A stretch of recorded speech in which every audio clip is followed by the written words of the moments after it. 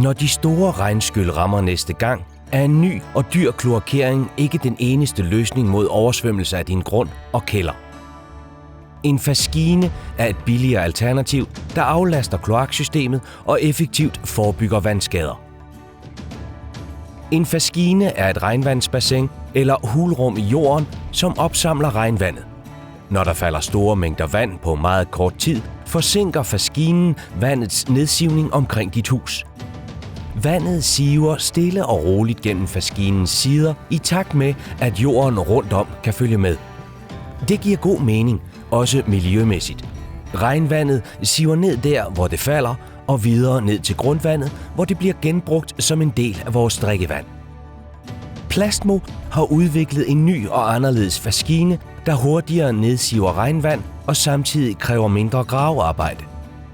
Plastmo-faskinen har markedets største sideareal i henhold til volumen, hvilket giver en bedre fordeling af vandet og dermed en mere effektiv udledning. Plastmo-faskinen er tænkt på en helt ny måde. Hver faskine er en smal blok, lavet af 100% stenuld, et naturmateriale, der tåler jorden og eventuelt rødder fra havens træer og planter, også om 20 år. Plastmo-faskinen skal ikke pakkes ind i fiberdug, hvilket letter håndteringen, og de enkelte faskiner kan nemt kobles sammen i præcis det antal, du har brug for til din have eller dit byggeri. Det er nemt, fleksibelt og kræver kun udgravning af en smal rende. Flere kloakmestre er enige om, at gravearbejdet er halveret sammenlignet med andre faskiner på markedet.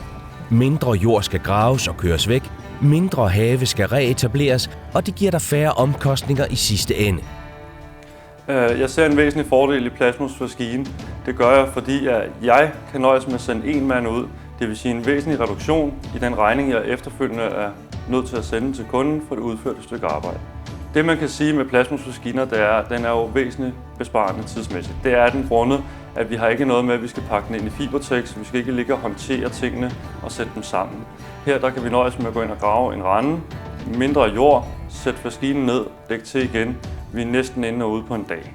Antallet af faskiner, du skal bruge, afhænger både af det areal, du skal afvande, og den jordtype, du har. I vores brochure og på plastmo.dk kan du få mere at vide om, hvordan du tester din jordtype og beregner antallet af faskiner. Før gravearbejdet af faskinen kan gå i gang, skal du søge om tilladelse hos din kommune. Grav en rende, der er 130 cm dyb og minimum 20 cm bred. Gem eventuelt den øverste græstørv for at afslutte pænt. Træk røret 6 cm ud på den første faskineblok og forbind med sandfangsbrønden. Træk røret 6 cm ud på alle de efterfølgende faskineblokke og sæt dem sammen i en række. Afslut med en prop i den sidste faskineblok og dæk hullet til. Vælger du selv at grave din plastmofaskine ned, er det en god idé at leje en mindre gravemaskine. Det gør arbejdet hurtigere og nemmere. Skybrud vil blive hyppigere de kommende år. De ekstreme vandmængder belaster kommunernes kloaksystemer og oversvømmer kældre og lavtliggende områder. Mange kommuner yder derfor tilskud til husejere, der med en faskine afvander på egen grund. Undersøg mulighederne i din kommune, før du går i gang. Sammen med plastmotagregner og linjedræn er plastmofaskinen en effektiv vandafledning og en nem måde at forebygge oversvømmelse og vandskader på.